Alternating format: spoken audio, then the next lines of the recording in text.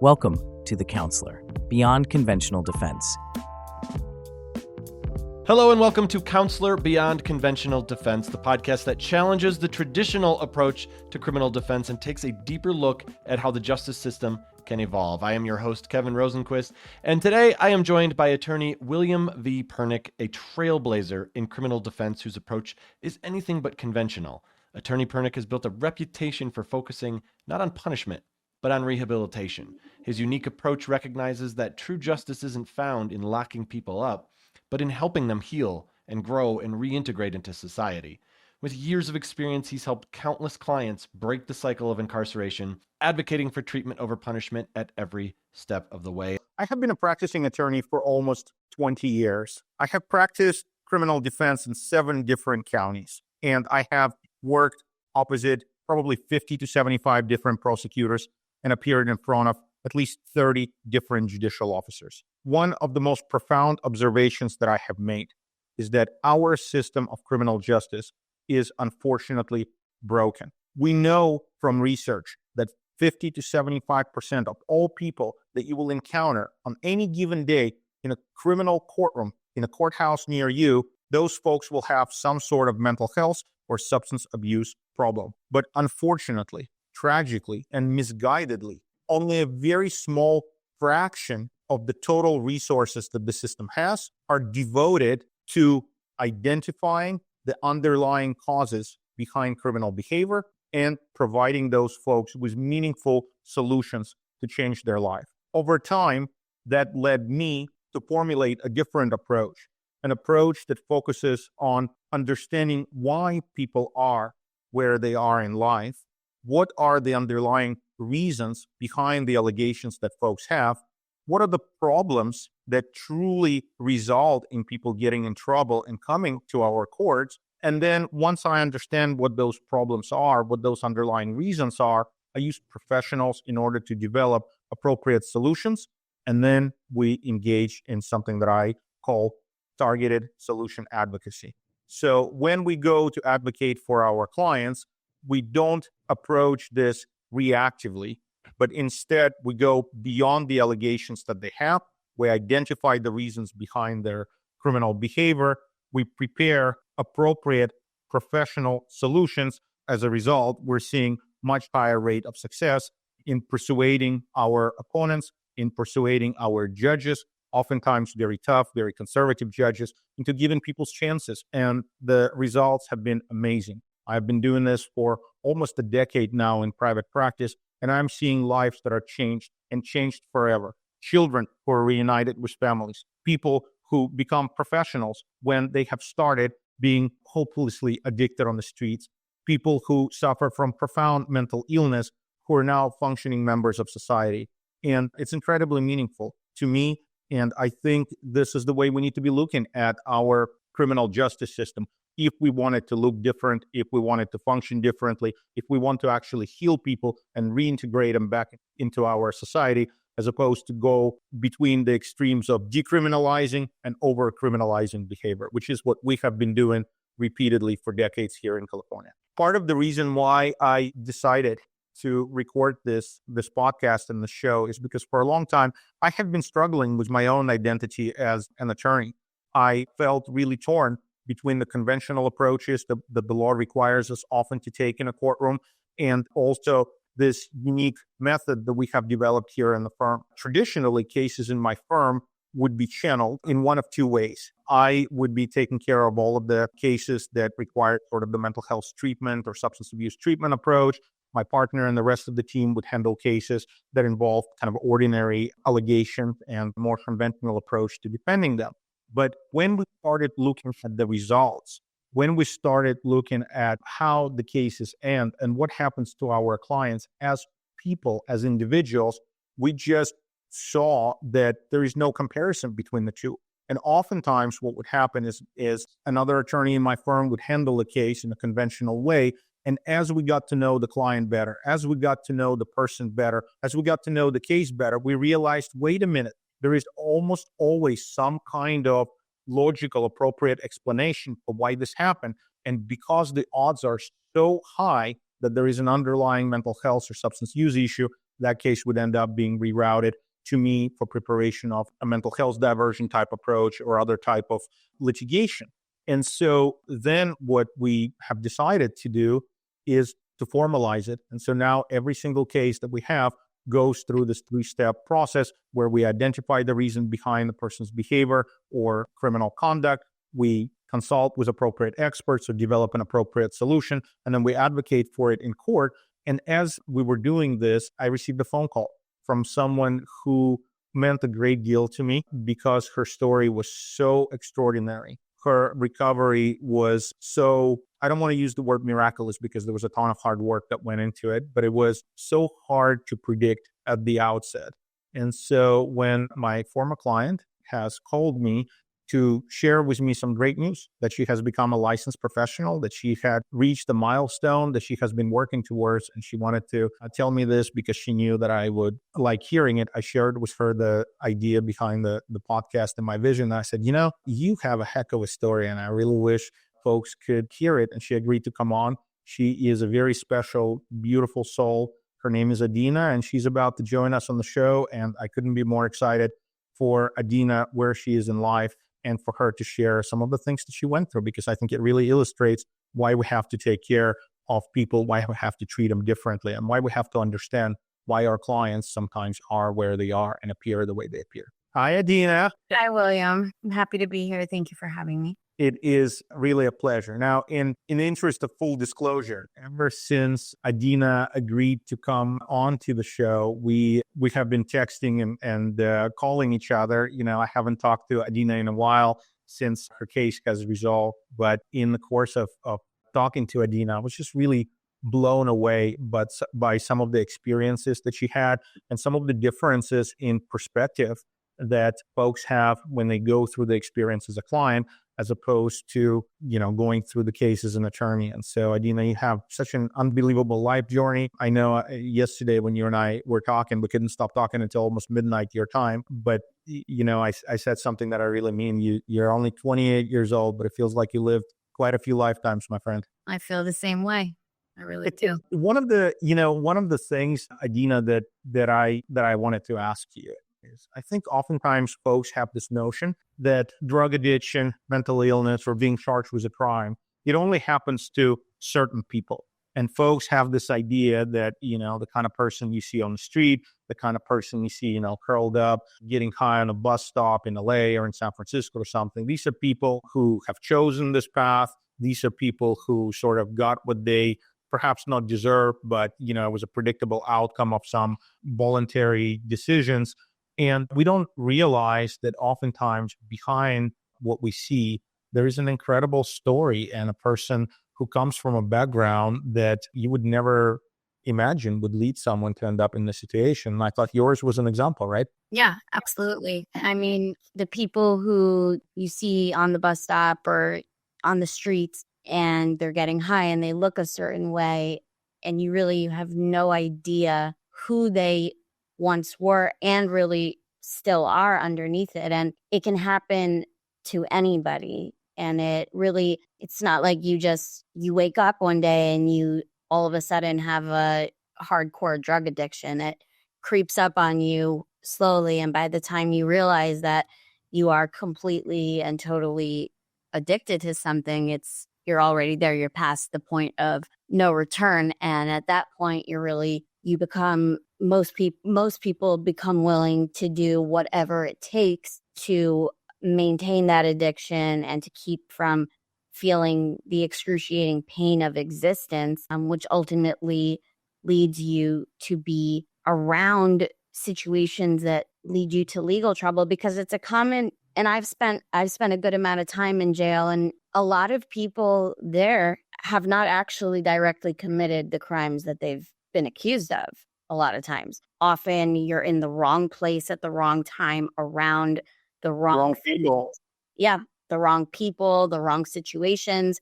If you're the only person there, you get charged with everything. So it's like a lot of times, really, your only crime is being a drug addict. Well, in your case, Adina, I remember the first phone call that I got from your dad.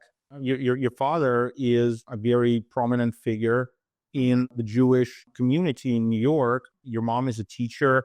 Your father is Orthodox Jewish rabbi, which is, obviously a position of a great deal of influence and authority in that community. He's someone to whom countless families would come for advice. He's a spiritual leader. He's a very influential individual. When you talk to him, he's someone who, carries himself with, a great deal of, I don't want to say authority, but when he speaks, there's a lot of wisdom that's passed down in the tradition that's stayed, the same for, hundreds, thousands of years, really, not hundreds, but, several thousand years. And so in a family like that with, parents who are pillars of the community, nonetheless, not just you, but many of your siblings had horrific childhood experiences. Isn't that true? I would say that every human being is different. So what affected me certain ways, I've seen many people. I think I have over 50 nieces and nephews, and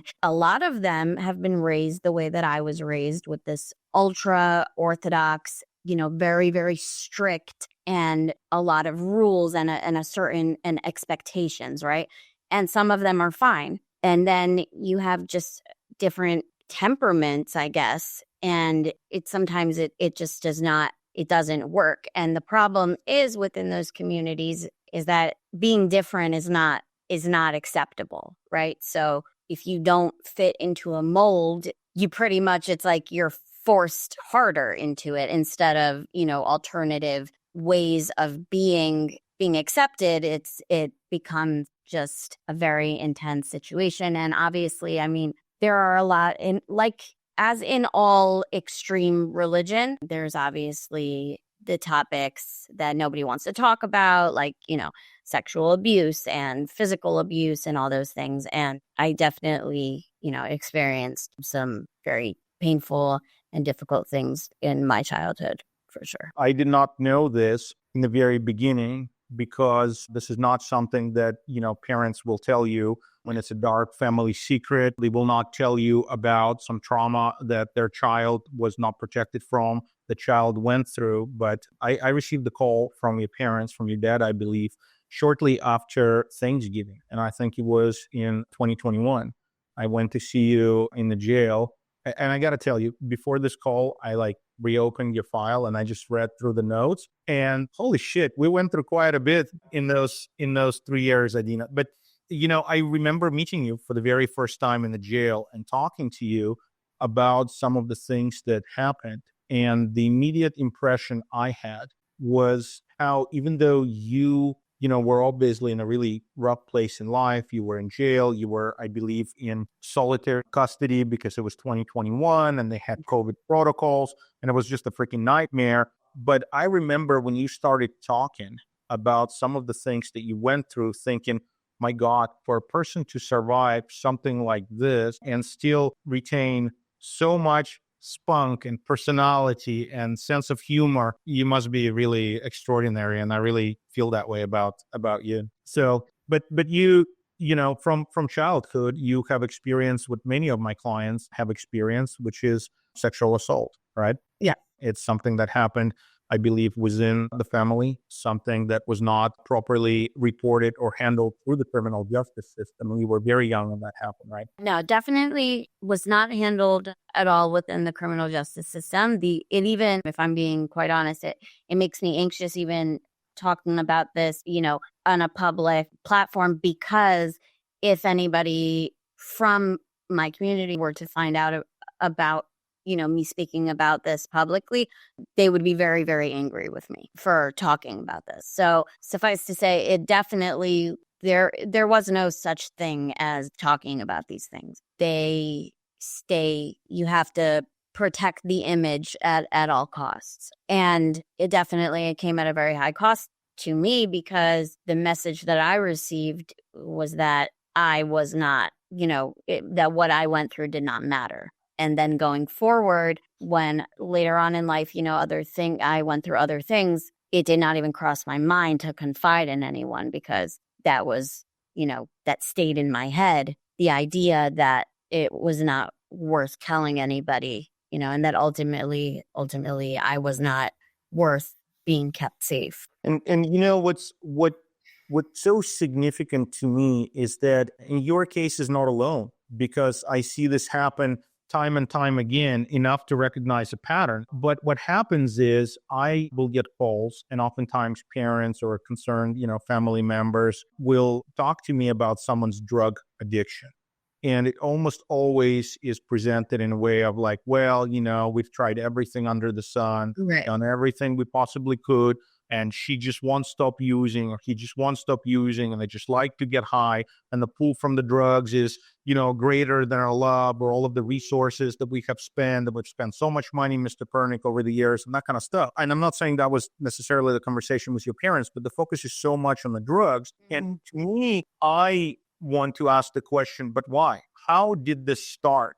What is it that happened first that caused the person not to just go to college and have a party and discover that they really like, cocaine, and then it goes from there? But when somebody has been addicted for, almost a decade and a half or longer, and is going to extremes, homelessness, prostitution, crimes, in and out of jail, like really horrific stuff that a person does to themselves, I want to ask, is there something other than drugs going on? And so in meeting you right away, the impression that I had was, my God, this person suffers from insane amount of trauma that does not seem to have been addressed, because everybody looked at her as a drug addict, which is perceived as, well, you like to get high, you did it to yourself, as opposed to saying, but how did this person begin using? What happened that led them to take this magic pill or, potion or, magic smoke, whatever you call it, that makes them forget about all of the horrible stuff that happened to them? And so when I was talking to you immediately, that was the impression that I got, that we're addressing the tip of the iceberg, only the thing poking above the surface. And we're not looking at greater detail at, to me, I thought you had to have some sort of post-traumatic stress disorder diagnosis, some primary condition to which, drug abuse would be secondary. And it turned out after we, almost a year later, we can get to that, it turned out that was exactly the case. And I think oftentimes it goes neglected, and I think it gets dismissed. And I think that's wrong. I think we really need to understand, why do people get so badly addicted to drugs? What are they trying to find? What are they trying to silence? What are they trying to replace in life? With that in mind, what was it that led you to using in the first place? I think that my whole life I very much had addictive personality, tendencies. If I liked something, I wanted it all the time. I was a highly anxious, highly emotional. I was just kind of a sad child. And there was always this feeling, I never felt okay in my skin. I never felt comfortable within myself, right? And, later on, I would learn that probably had a lot to do with the things that I went through. But ultimately, I started rebelling when I was almost 13. And that's when I started using drugs, but like I was talking about earlier, I hadn't crossed that threshold of no return yet, but I kept experimenting with different drugs like, ecstasy and cocaine and all these type of things, but they didn't give me the relief that I was looking for. So when I did not live at home actually from about 13 until 17. I lived in different places in New York. And when I was 17, I ended up moving home for a number of months. And I think that being back there really triggered me. And I didn't even understand what I was feeling at the time. And I remember I did heroin for the first time when I was back there. And the first time that I did it, I remember I had this feeling of I could breathe. I was able to just breathe easily, and I felt like my skin fit my body instead of being too tight. And in that moment, this is going to sound crazy, but I really thought to myself, this is how I want to feel every minute of every day for the rest of my life. And little did I know at that point at what the expense would be for this relief, right? Because in the beginning, you don't have the consequences that you end up with. In the beginning, it doesn't It's a very, very enticing drug, and it's very subtle. I did not behave in an out of control way. It did everything for me that I couldn't do for myself. Can you tell us, just so we can understand, just how young you were at the time this happened, that you tried?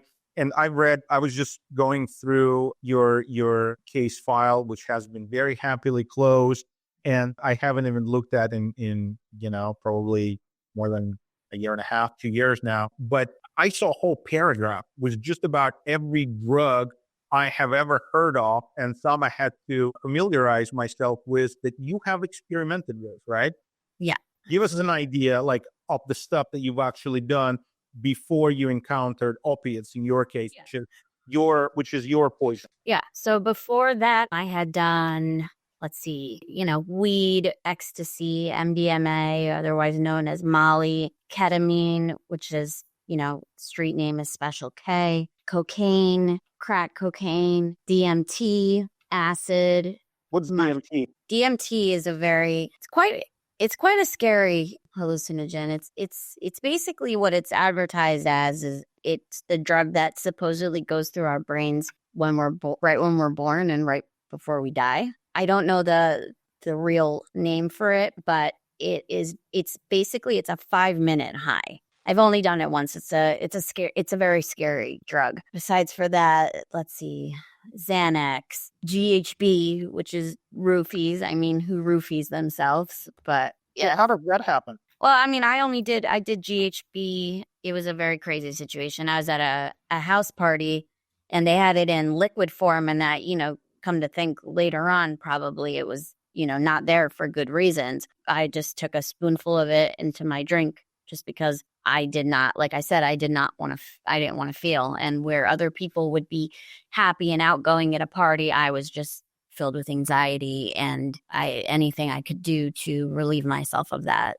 I would. And what's crazy about this is that it's entirely subjective, because the way you feel is not how other people may perceive you. I mean, you are beautiful, articulate, intelligent. You're actually hilarious, when we start getting into, conversations. I mean, you can really crack a joke. You are really, really funny character, my friend. But, it's not about how you really are. It's how you feel inside, right? Right.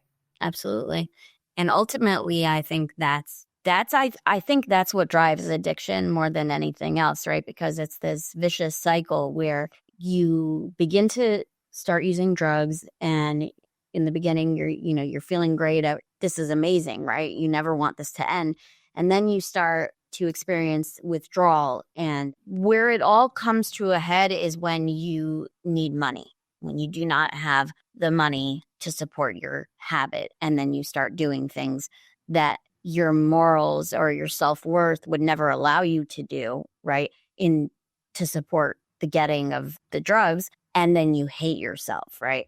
And so because you hate yourself, you want to get high to numb that feeling, but then you just hate yourself even more. So because you feel so terrible inside, nothing seems worthwhile. So you don't even feel like you have anything to contribute to life. You're surrounded by people who tell you have so much potential and you could do all this, and even if you logically know that that may be true, you feel as though you have absolutely nothing to offer to the world, and that that everybody who loves you would be better off without you, because all you do is hurt people and cause pain. So you're now 14 years old. You have been through a series of these instances where you have been horribly victimized. You have, at this point, shattered, a lot of the bonds and connections with the family. You're not really fitting in with this really strict, rule-based, Orthodox Jewish universe, right? And you discover heroin. So let me ask you, first of all, a question. How does a 14-year-old get heroin? So, I mean, it was a kind of a unique situation because, like I said, I went to one boarding school that was supposed to be for high school in Maryland. I lasted there a month, I was prescribed Xanax at the time, and I was so miserable there that I was pretty much overdosing myself on a daily basis. And I basically threatened I told my family I was going to kill myself if they did not get me out of there. So when I got out of there, I ended up going to this high school, but it wasn't really a high school. It was like for Jewish troubled, girls who, didn't really, a lot of them were homeless, and there was this dormitory. And at that time, it's not that way anymore. But at that time, whatever you drug tested for that you were positive for, you could continue doing without getting thrown out, because they were more so focused on bringing you back to the religion than they were on you being safe and healthy, right? That's the dream that they sold to the parents, is that they were gonna bring your child back. So there, I ultimately, the friends that I made, were involved. We did a lot of drugs, but there was this one girl who I come later to find out, right? She was doing heroin, and I came across through, I met a lot of people, I was around a lot of people, and I would process information, right? And I would watch, and I came to find out who the person was that was supplying her with this. And I reached out to him, and originally I was looking for morphine, like the pills that I was going to smoke them. And he basically said, I don't have any of that, but I have, dope, meaning heroin. I said, great, wonderful. That's where I first, started. And then in turn, he would introduce me to, other people where he would get, his heroin from, and I would go from there. And, later on in my life, 10 years later, and then, even after that, I would just climb the ranks of, the drug dealing situations, and I would, find exactly who to supply me. And surprisingly, it was something that I was good at, which is I think that's another reason that people really stay stuck in the lifestyle, is because I had no success living a normal life. Now, mind you, some people become drug addicts after, having experienced a life and having had a career and having been a person who had some sort of, use in this world. I never had any of that. I didn't even go to high school before I was in junior high already, drinking and doing drugs. And so I really did not believe that there was anything in this world that I was capable of doing. I would get sober for 2 months, and even the idea of having to get a job at McDonald's, just, something simple, that terrified me more than the idea of being homeless on the street. That's completely bothering to someone like me, because, just listening to you talk, I'm struck by how articulate you are, how intelligent you are, and that you had this idea that you were not worth anything, and you were just killing yourself and numbing yourself with this crap. It's completely crazy. And then this idea of how it's easier to be homeless and involved in, criminal behavior, prostitution, drugs, all of this stuff, that it's easier than some of these other simple choices. It's just so hard, I think, for people to understand. Why does it happen? How does it happen? It happens in such a cunning and baffling way. And it's part of a lot of people's experience, right, who are drug addicts and alcoholics and the like, that they'll try to get sober and they'll fail, right? They'll relapse. But every time that you relapse, you reaffirm this idea to yourself that you are not capable of doing this. And I believe that addiction really is a disease, right? But that's not what we tell ourselves while we're out there hurting everybody that we love. We hit ourselves over the head saying, why can't you stop?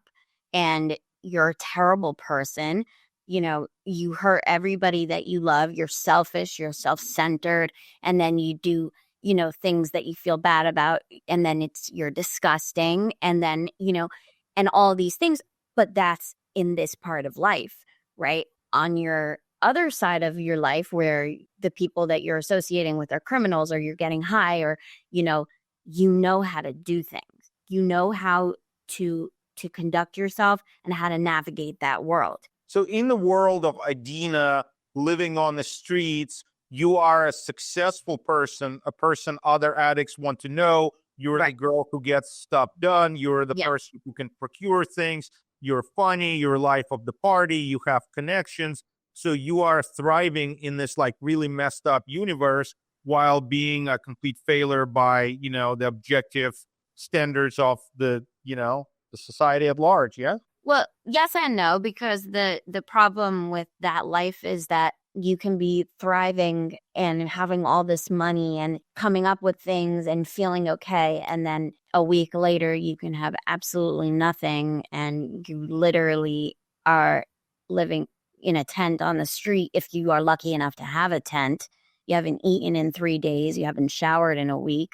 And now you're experiencing withdrawal, which makes it so that you can't even get up to do anything in order to procure the drugs. So now you're vomiting, you're defecating on yourself.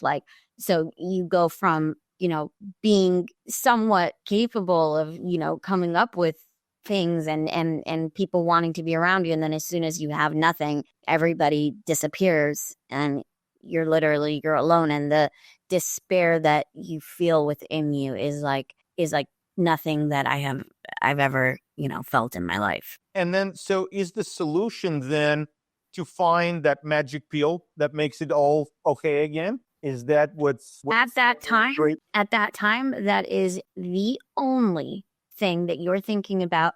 There is nobody that you will not run over that is in your way. There is nothing you will not do. And it's almost reptilian. It's not even, it's a fight or flight instinct that you need to make this happen. And that's all that matters. You're not using your brain. You're not thinking about the consequences that are going to come from this. You're not thinking about who you're hurting. You're not thinking about anything. And then you've mentioned heroin, which you have been using for a number of years. But then you discover something else that's a lot more potent, something that everybody now is talking about. We have, our president threatening trade wars with our neighboring countries in order to stop it from coming into the United States. And of course, I'm talking about fentanyl, right? Yeah. So how does that happen? Tell us how you discover fentanyl and how different that is, if at all, from the experiences you've had before. Yeah. Well, so really where it comes into play was the West Coast, right? Because I'm from New York. So the heroin in New York has always been what's called China white, which is a powder, a white substance, which is very strong in the way that fentanyl is. But in California, which I went out to California when I was 18, there's black tar, which is very disgusting, and it's not potent enough to where you can smoke it or snort. You have to shoot it. You have to inject it in order to feel anything, right? So the first time I saw it, it kind of looked like Play-Doh almost, like black Play-Doh. It doesn't, right? It didn't look like what I imagined. Yeah. No, it's disgusting. So I was in California when fentanyl hit the street out there. For me, it was magical, right? Like everybody's dying and this and that. For me, it was like a godsend because I could stop sticking needles in my arm. And the despair and the pain that comes along with not being able to find a vein in your body, is just insane. And it was a lot cleaner at the time.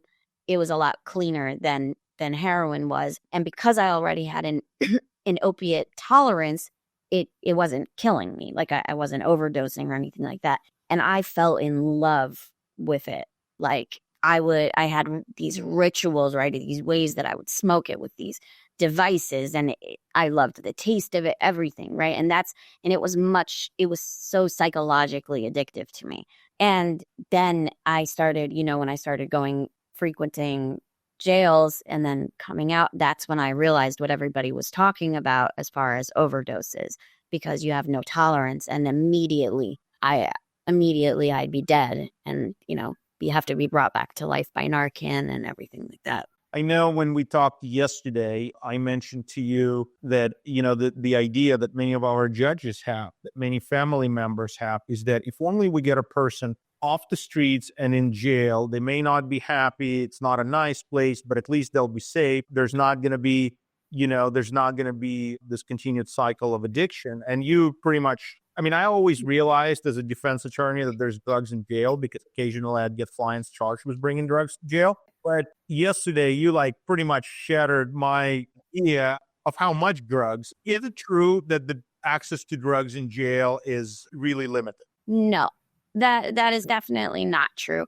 I will say that it is infinitely less. There are infinitely less drugs in jail than there are on the street, but there is most definitely drugs and at times a very, very large amount of drugs that come in and out of jail. And especially where I met you was in Monterey County, which is a tiny women's jail. There's only 100 women in that jail. So in other jails, there's so much more. That is when you're in jail, I would say that 99.8% of the women that were there when I was there were all drug addicts. And so that is, you sit there and you have nothing but time to figure out how to get drugs. And you were telling me, for example, in LA County, meth was all over. It was not hard to get crystal meth in LA County jail. No, it wasn't hard to get crystal meth in Monterey County jail either. And then I had this idea that turned out to be completely not true, that drugs in jail are super, super expensive and that you have to have a ton of resources. But you told me yesterday that, one could get high on meth in county jail for $10, $15. Well, and like I said, it depends on a lot of factors, right? It depends on who you know, because obviously a very big fear is snitching. So, whoever the drugs is coming through will be very choosy about who they allow to partake or to even buy, because they don't know if they're going to, sell this information to classification to get a charge dropped or something like that, because that really happens. But so it depends on, that. And then also if it's your friend or not, or so one person, it could be, $10. One person, it can be free just because, you're friends with whoever is running the pod. And then somebody else, they'll charge you, $40 for one pill or something like that. So it's all different, a ton of different amounts. And how does payment wise? Obviously when folks are in jail, they don't have access to their money. They do have some money on their books or on their commissary, but there's this entire operation set up where family members put money on books of people who sell drugs and the like. Tell us how payment works for drugs when somebody is in jail. So, the optimal way of getting paid is somebody will put money directly on the person who has the drugs books, right? Their commissary account. If that person can't make that happen, sometimes they'll accept food. If I were to have, a certain amount of chips or whatever, and this person was willing to accept it in exchange for drugs, that works too. Or you can have somebody on the outside, a loved one, actually cash app money to, whoever it is that they want to receive it, and they will do with it what they will. But generally having, money on your books and food is king in jail because there's no cash. And then you told me that as you're going through criminal proceedings, our county, LA County, oftentimes you're completely high in court and lawyers, judges have no idea that you're just completely out of it. Yeah. It's always scary. And I would say from personal experience that jail is a terrible place to do any sort of stimulant like meth or coke, because drugs really enhance your state of mind. And so being high in a contained environment where you're constantly on alert and hypervigilant, it induces auditory hallucinations and just horrible things. So, Adina, we met you for the first time on the 1st of December. You told us right away that you wanted to go into treatment and a program, which is what, I've heard almost every single time I meet a person in custody. They want to be out of custody. They will say whatever it takes to get out of you, right? But in your specific case, you told us that you really wanted to get into a program. And within a week, we had a motion written for your release. We had obtained an admission for you into a rehab that was, again, part of kind of the Jewish spiritual universe. It was, it seems like premier facility in Southern California, right? That had a bed open for you. How long did you last in that rehab? We got you out within less than 2 weeks of meeting you. You were out on the bus, ready to change your life. How long does that last? I slept there one night and I left the facility the next day. I did not say a word. I didn't even do my intake paperwork. I didn't say anything to anybody, and I walked out the door the next day. And then as soon as you got out of the door, how long did it take you to get high again? As long as the bus ride took to Skid Row. So 30 minutes. Yeah. How did you know to get drugs there? Did you have somebody waiting for you? How does that work? Well, I mean, I lived on and off down there for years. I would pop in and out. I knew a lot of people down there, a lot of families that have lived down there for generations. Yeah, I knew a lot of good people down there too. The way it works down there is it's an open air drug market. So you don't need to call anybody. You just need to know which block to go to. And yeah. Now you have been in a total of, I think, almost 30 different facilities. Yes, that's accurate. And it really was not until you got rearrested and brought back to Monterey County that things began to change for you a little bit. Is that right? Yeah, it was actually the third time that I was extradited again after that, went to treatment again in Orange County, California. I stayed 3 months there, left again, relapsed for about 2 weeks. That was my last relapse. It was a terrible time. And then I gave myself up to be remanded into custody. And that's when I decided that I couldn't do it anymore. I was emotionally exhausted. My soul was tired, and I was ready to take suggestions. That was when I was broken enough. It's the gift of desperation, right? And I was just shattered enough to humble myself just a little bit and admit that I did not know everything, and that there was a possibility that maybe other people could help me. And I was willing to completely uproot myself and put myself somewhere where I had no drug dealers. I knew nobody, somewhere in the sticks of New Jersey, right? That's where I ended up. But ultimately that's what I needed.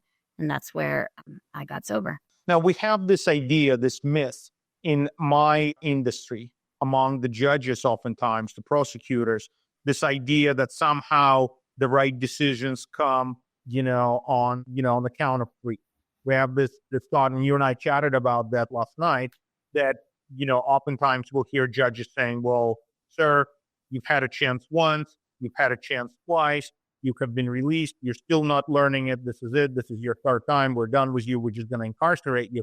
In real life, do people really find recovery? Do they really find change on a pattern of three? No, there are, and that's the saddest part about it, is that you cannot impress upon somebody in their active addiction. It doesn't matter what you say, how you say it, nothing changes until something connects within them, and until maybe somebody asks them the right question, or life circumstances just absolutely crushes them into submission, which is not obviously ideal, but sometimes that's what it takes. But no, to answer your question, it does not go in threes. Some people are first-time winners, but that's the exception, not the rule. Most of the time, it takes a lot of people a long time to get it. Now, in your case, you and I were obviously going through the same legal process, but saw it and experienced it very differently. From my perspective, I didn't realize you were in the jail awash with drugs, having, with your wonderful, charming personality, free access to whatever you wanted in the jail, pharmacy. But, from my perspective, what I saw was a client with a history of trauma, client who has been absolutely an abject failure at any kind of rehab. So in my mind, I thought it was important to give you a period of time when you were in custody, sobering out, drying out. And then in the same time, this was during COVID, so remote technology became a thing. And so I tried really hard to persuade your family to allow for a private trauma therapist to begin working with you while you were in custody. And so the thought was that if we begin to address the underlying mental health issues, then maybe we can set you up for better success when we do finally get you into another dual diagnosis program. This is not how you saw it. You were not very happy camper at the time, right? No, I was not. I wanted to. The last place that you want to think about and talk about your trauma is jail. People don't even realize how complicated it is, because when you're taken into a private attorney room once a week, people think that you're snitching, that you're talking to the cops. Not a lot of people in that jail are fortunate enough to have private attorneys and to have even had the idea of mental health diversion introduced to them. So it is not something that you can just be like, oh yeah, well, I'm, going to talk to my trauma therapist. Like, that's not a thing. And so it just was a very stressful environment to be feeling anything other than survival. But ultimately I was happy that, that we did it. And it definitely gleaned some light, shed some light onto things about myself that I did not even know. Now we'll explore in our next session the very next step of your journey and how you were able to transition to where you are today. But just to, you've colored in very, very vivid imagery, sort of the starting and the middle point of your journey. And just so folks know where you are today, you are this month going to hit a really big milestone with respect to your sobriety, correct? I will have on the 23rd, I will have 2 years clean and sober. So that is a very big deal. Thank you. And in addition to that, you're currently residing in a home. I'm the house manager at a sober living home. I have been here for almost 2 years. I'm in the process of looking towards my next step, getting my own place. And so, yeah, I'm doing things that I never thought that I would ever do in my life. You also made it a point to change the experience of being in a sober living environment for other women. Can you tell us about that and why it was so hard? Because I remember when you were going through it, like I would come home from work and it would be like 6:30 in the evening. I get a quick bite to eat. I grab my dog.